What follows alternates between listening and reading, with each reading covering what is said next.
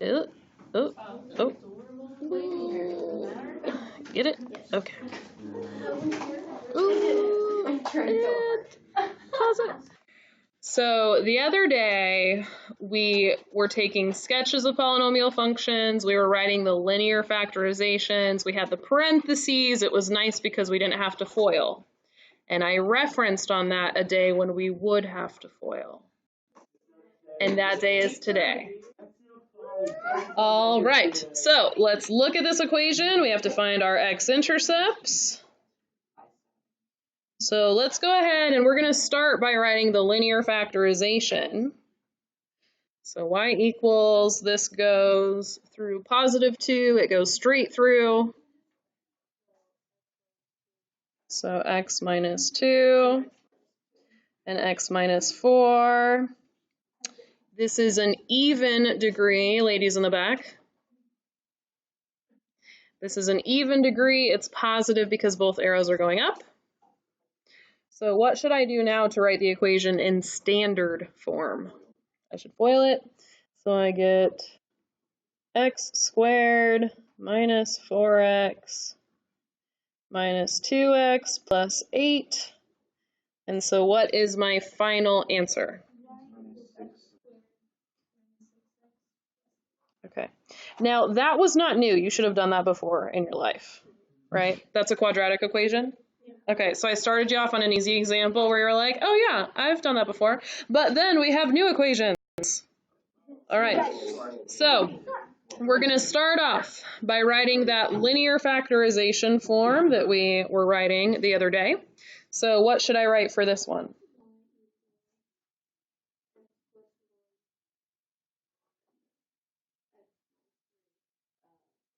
X minus 3 squared.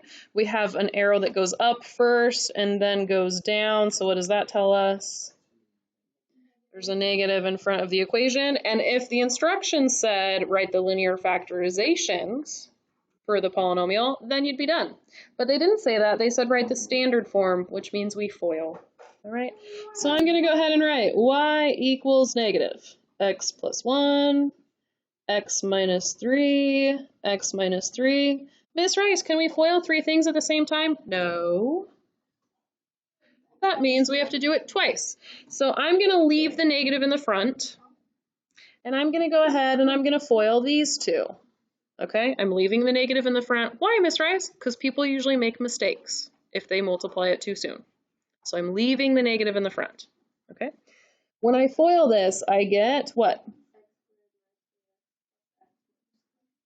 Plus x minus 3.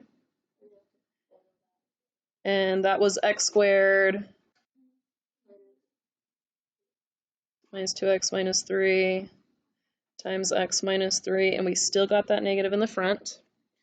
Now, I do like FOILing. I do not like FOILing for anything bigger than 2 terms times 2 terms, because I have found that when students try to FOIL things like this, it typically gets messy, and then they can't read their own handwriting, and then they get the wrong answer.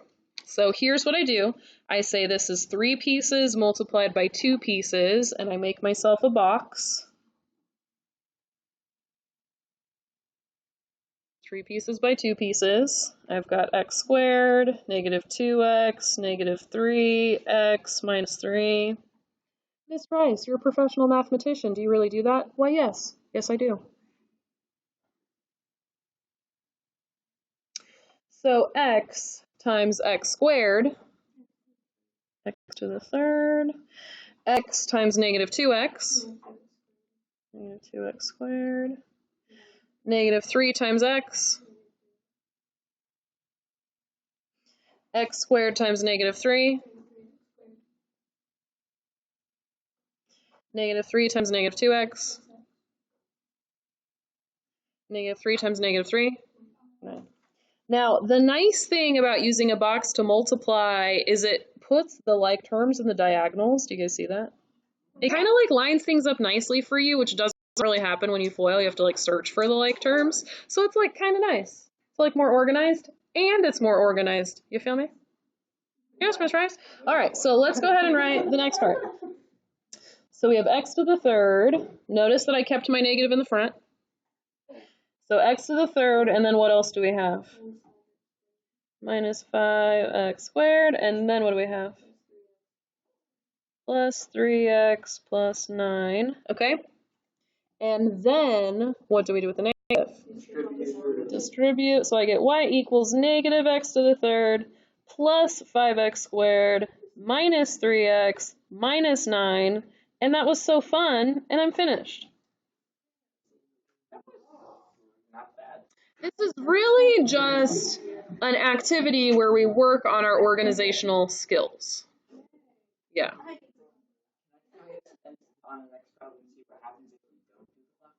Yep. Sure. All right. Let's look at the next one. How fun. Yeah, you're just can't even go there. All right, what do we have? Y equals x plus 5, x plus 1, x plus 3. Oh, yeah, and x minus 4, yep. Oh, so many parentheses. And you don't have any, yeah, they're all to the 1, right? Yeah. Because it was second part, why didn't you just go ahead and do those, like x minus 3 times x? You could have. Okay. So I go from left to right often because I'm an American and I believe in left to right because that's how I read. That's fine. You can go from right to left if you want.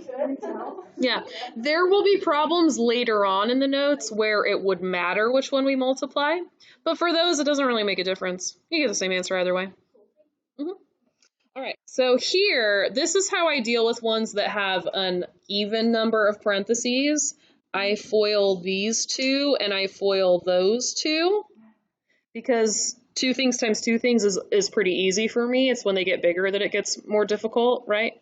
And so this allows me to do like the easy step twice, is basically what I'm thinking. Okay, so if we FOIL the first 2, what do we get?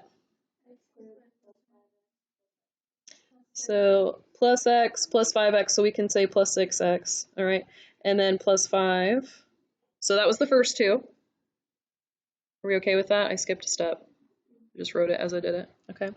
And then over here we have x squared minus 4x minus 3x, which is minus 7x, and then plus 12. Okay. And here is where I stop FOILing because I go, oh my gosh, that's 3 terms by 3 terms, and that's just a lot. So I make a box that's 3 by 3.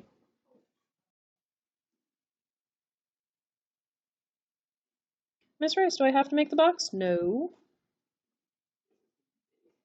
Yep. Should I make one?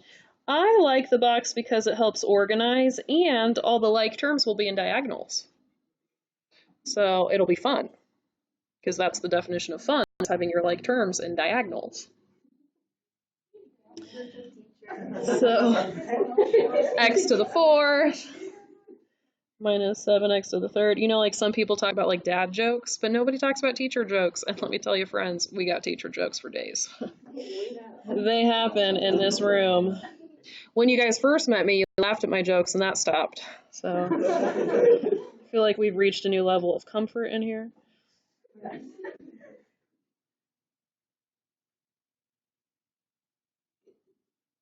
Six times 12, anyone? 60 plus 12, 72. Okay.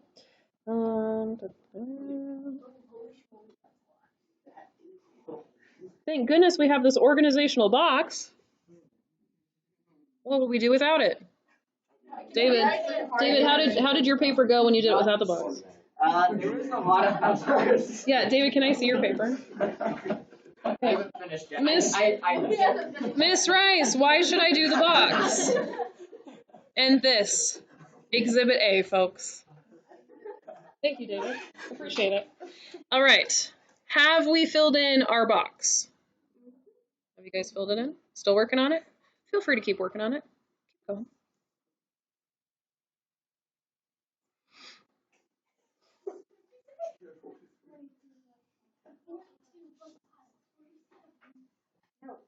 Oh, negative 32. That's fine. Okay. I'm pretty positive it's negative 32.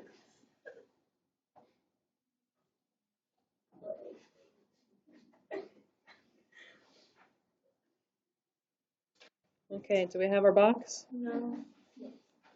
All right, do we see our like terms on the diagonals? Isn't that so fun? All right, x to the 4th. And then we have, all right, so David, now combine your like terms. Did you do it? All right, minus x to the 3rd. Negative 42 and positive 12 makes negative 30. Negative 30 and positive 5 makes negative 25.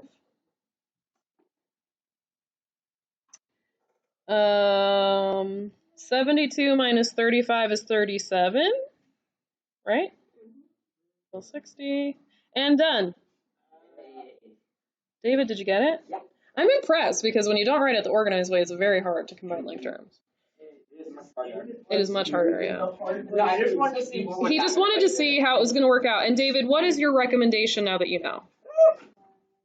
It is much more organized when you do it. Yeah, the box, yeah. So multiplying is a little easier and combining like terms is a little easier, right? Yeah. Okay. But don't take my word from it about it. Take David's word because he did it. Thank you, David. All right, next page. All right. When I'm using the quadratic formula,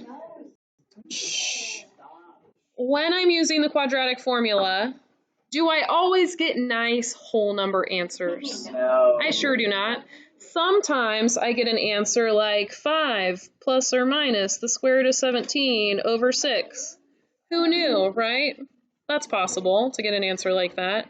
It's also possible to get something like negative 3 plus or minus I root 62 divided by 11.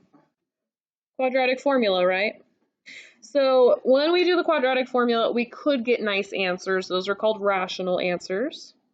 But we could also get irrational answers like this, with the square roots in them. We typically wrote them as decimals, right? Or we could get complex answers or imaginary answers that had the square root over a negative, and we took the negative out and we put an I in its place. Remember that? Okay. So irrational and imaginary answers always have a plus minus with them because they come from the quadratic formula. So there's always a positive version and a negative version. You always have two versions of basically the same thing. That's because those funky answers come from the quadratic formula, okay? Nice answers don't have to come from the quadratic formula. They could come from factoring. And when we factor, do we always have to have pairs of the same number? When you factor, do you always have like a positive 5 and a negative 5? No, you can have any number you want, right? With factoring, could be any number. They don't have to be in pairs. Yeah, you were with me. You were like, I'm encouraging you. Yes, absolutely. Yes. No, you don't need that. No. All right. So when we look at this picture, to find these x-intercepts, the person would have had to use the quadratic formula to get a square root 2 and a negative square root 2. And so that's why they come in pairs, right? Positive version of the number, negative version of the number. Okay. So if we're going to find the standard form of the equation for this, we're going to do exactly the same thing as before. We're going to say y equals, and we're going to do the x with the opposite sign. So this would be x plus root 2, and this one would be x minus root 2. Now, these problems are not nearly as fun to multiply because they feel a little bit stressful. Anyone's anxiety just go up a little bit. But the nice thing is, when you do these messy ones, the answer always ends up nice, as long as you multiply them by each other, okay? So if we look at this, we have x times x, which is x times negative square root 2. I'm just going to write negative square root 2x. Are we okay with that? Okay. Square root 2 times x is positive square root 2x. Do you see what just happened there? Ooh, nastiness went away. And then we have square root 2 times negative square root 2. And anyone have any guess? Yeah, so square root 2 times negative square root 2. Oh, I missed my negative. Is negative 2. Look at that. That wasn't scary at all. So we got the minus 2 on the end. And those cancel. So it's x squared minus 2. And I put the y equals in the front. And it wasn't so bad after all, folks. All right. That's all, folks. All right. Let's try the next one. Find the standard form of a second degree polynomial, if it's a second degree, how many x values should we have? 2. So I'm going to have x equals and x equals. They told us that one of the roots is negative 3i, and they didn't tell us the other one. It's probably positive 3i, because those answers always come from the quadratic formula, which means they come in pairs. I don't know why, but they love to give you one answer and not the other. Because they're like, I'm being tricky, you'll never figure it out. All right, let's go ahead and write this in parentheses. So this would be x plus 3i, opposite sign, right? And x minus 3i. All right, so now we go ahead and FOIL. Don't worry, it's going to be scary, but it's going to get better. So we have x times x, which is x squared, minus 3ix, that's weird, but let's keep going, plus 3ix, wasn't that so satisfying? They're going to cancel out and go away. And minus 9i squared, the I squared is making a reappearance. Does anyone remember what I squared is? Negative 1. Negative 1. So this is negative 9 times negative 1, which is positive 9. So that's a positive 9 right there. And then what happened with the messy terms? They canceled, so we got x squared plus 9. Okay. Okay, yes. Whew. It's because you are learning math, but you're also learning vocabulary. Yeah. All right, standard form. Standard form means we're going to multiply it all out. Third degree, so x equals, x equals, x equals. And it tells us the roots. What does root mean? What's another word for root? 0 and x-intercept. Roots, zeros, x-intercepts, those are all the same thing. It's kind of like somebody whose name is maybe Jacqueline, but they sometimes go by Elena and they sometimes go by Mildred. You know what I'm saying? It's like that. Yeah. I don't know. It's weird, right? But that's 3 different names for the same person. So sometimes you're like, Jackie, yes, that's me. And sometimes you're like, no, Mildred. But I'm feeling a little bit like Millie today. All right. The root is negative 2. So the answer is negative 2 with a multiplicity of 2. That means it happens twice, right? So I'm going to write x equals negative 2, x equals negative 2. Because it happened twice, multiplicity of 2. Because it's multiplicity of 2. It bounces. It said multiplicity of 2. So if we were to graph it, it would bounce. And then it says we have a root of 1 with a multiplicity of 1. That means it happens once. All right. So we have, what are the parentheses?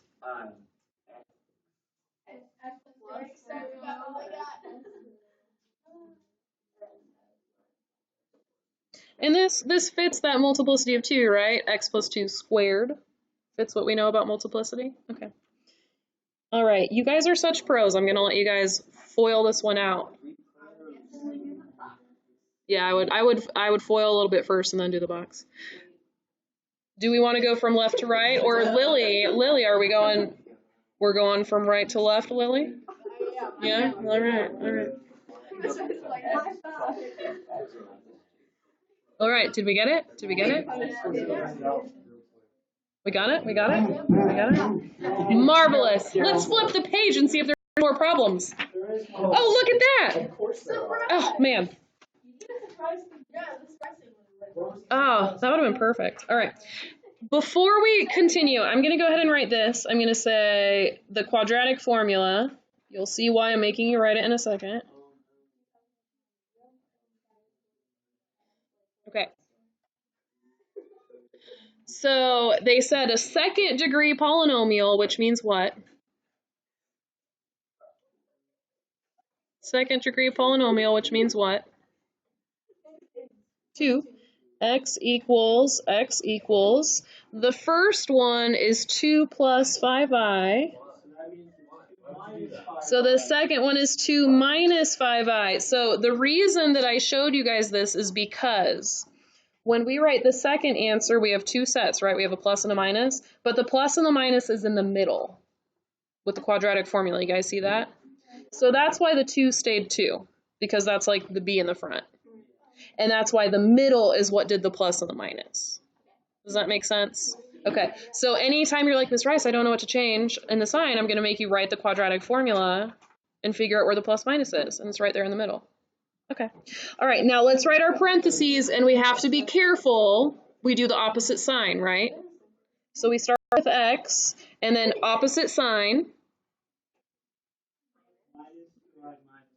minus 2, and then opposite sign, minus 5i. And then we start with the x, and we do opposite sign, and then opposite sign, plus 5i. Now, how many pieces are we multiplying? 3. 3 times 3. So I'm going to make a box, and my box is going to be a 3 by 3. And things are going to get crazy, but what's going to happen at the end? Magic, and then they're going to be pretty, okay?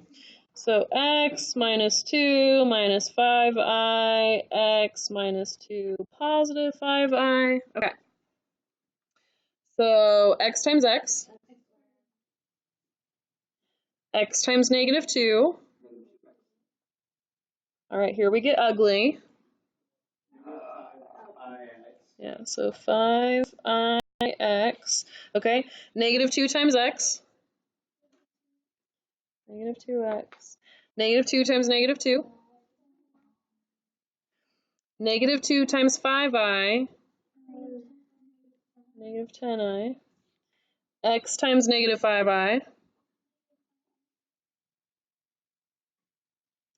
Negative 2 times negative 5i. 10i. Negative 5i times positive 5i. Yeah, negative 25i squared, which, as David told us very quickly, is 25.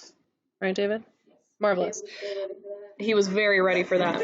All right, now we have some ugly stuff, but what happens to the ugly stuff? It cancels 10i, and negative 10i goes away.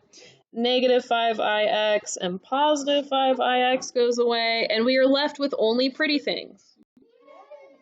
So y equals...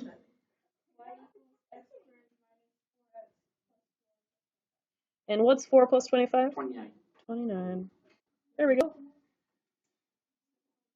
Okay. See, that turned out nicely. Holy hot mess. Because you went right and left.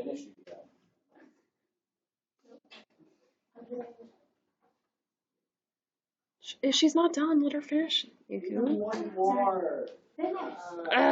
Oh dear. I would be so sad if we didn't have another problem to do, but folks, we got one. We got one to do. You ready? All right. X equals. Now, they didn't tell us what the degree is. They didn't tell us what the degree is, so we just have to start writing the answers and make sure we have everything accounted for.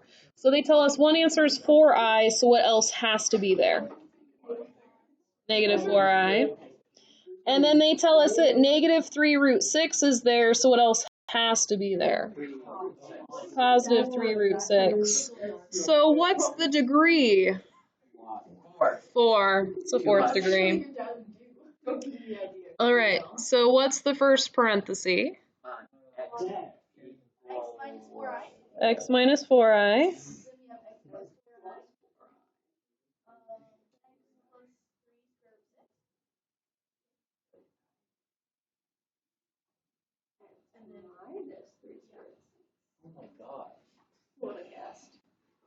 Okay, now please, Lily, don't multiply these two, because the ugly things won't cancel, they will stay. Okay, so yes, so if we want the ugly things to cancel, you have to FOIL with the pair. Then the ugly things will cancel, you'll be fine. If you decide to go against the norm and multiply these, you will cry. Okay, so please don't do that. Please, yeah. Please don't do it. David, if you must, feel free. Feel free. All right, so when we FOIL this, x squared plus 4ix minus 4ix minus 16i squared. Dude, what is 3 squared 6? Is it 9? Sorry, that's so like.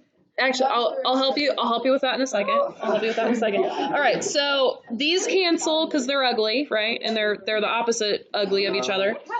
And then x squared plus 16 for the first one, so that cleaned up nicely.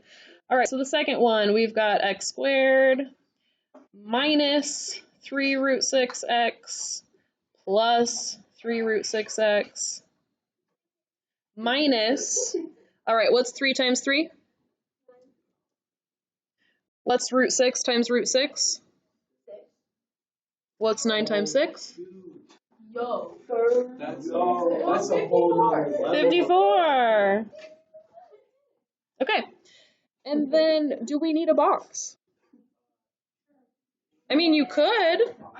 Do you need to have a box? No, you can FOIL. So,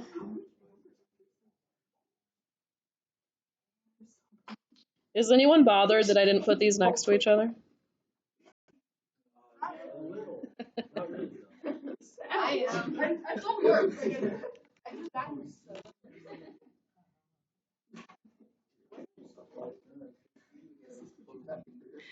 They're not crying yet, but they are giggling an awful lot, so I think that the problem has gotten ugly. It's got real ugly. Trauma. I'm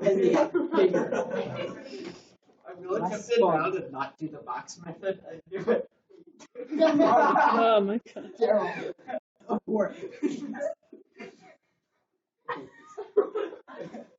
I got crazy really fast. It sure did.